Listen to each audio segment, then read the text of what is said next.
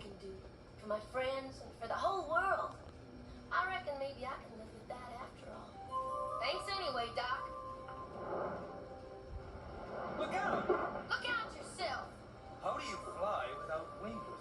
I don't know. I just do. You're lucky. Yeah, lucky. Dr. Adler. Herr Worthington. I came here to warn you, Doctor, but it looks like I'm too late. Why did you not tell me you are a mutant? Why do you think I supported your research? You wish to be changed? Is the treatment ready? Apocalypse! Apocalypse! I found another method to become your slave.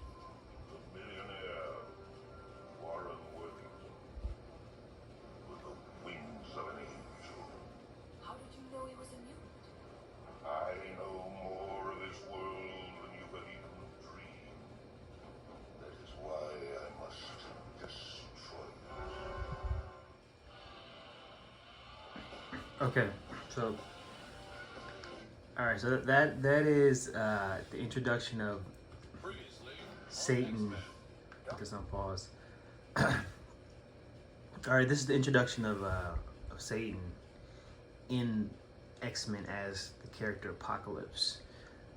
They set him up very interesting in this cartoon. What they do is they set him up as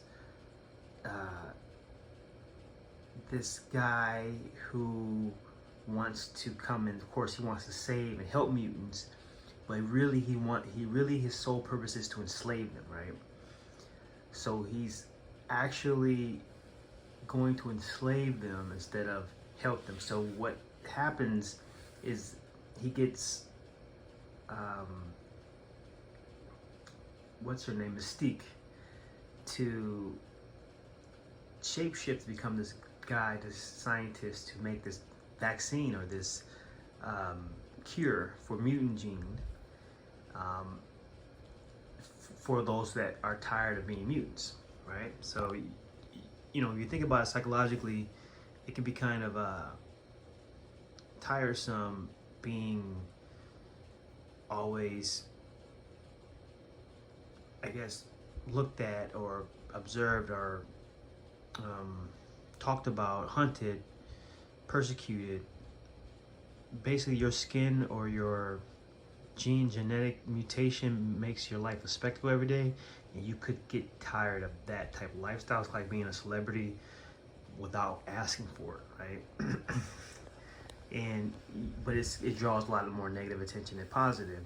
So that can make someone want to change and transform, or want the status quo, or they might want what is normal and be like everyone else, right? So that might drive them to take the genetic cure for the mutant gene, right? So this is how it's set up, but it's really the whole time it's Satan or it's Apocalypse pretty much taking control of their powers and using some kind of mechanism in this cure that doesn't take away their powers, but what it does, it makes them go under his control. And it's like setting up like this matrix, this thing where all of the mutant powers are under the control of one mind, which is what Satan wants to do. So if you look at that last clip, it introduces Apocalypse of Satan, and what has to happen to bring in a new world order is there has to be this destruction, right? And this is all over this ancient text, where there has to be like this wiping out of a mass amount of people in order to bring in something new. And you see this in Avengers, you see this in this motif all throughout these different stories. I mean, from ancient to now, throughout the Bible, there's always these cataclysm or this complete wiping out, and Apocalypse represents the character that's going to go ahead and do that. And that same type of character is in the Bible. But the question is it who is wiping who out, right?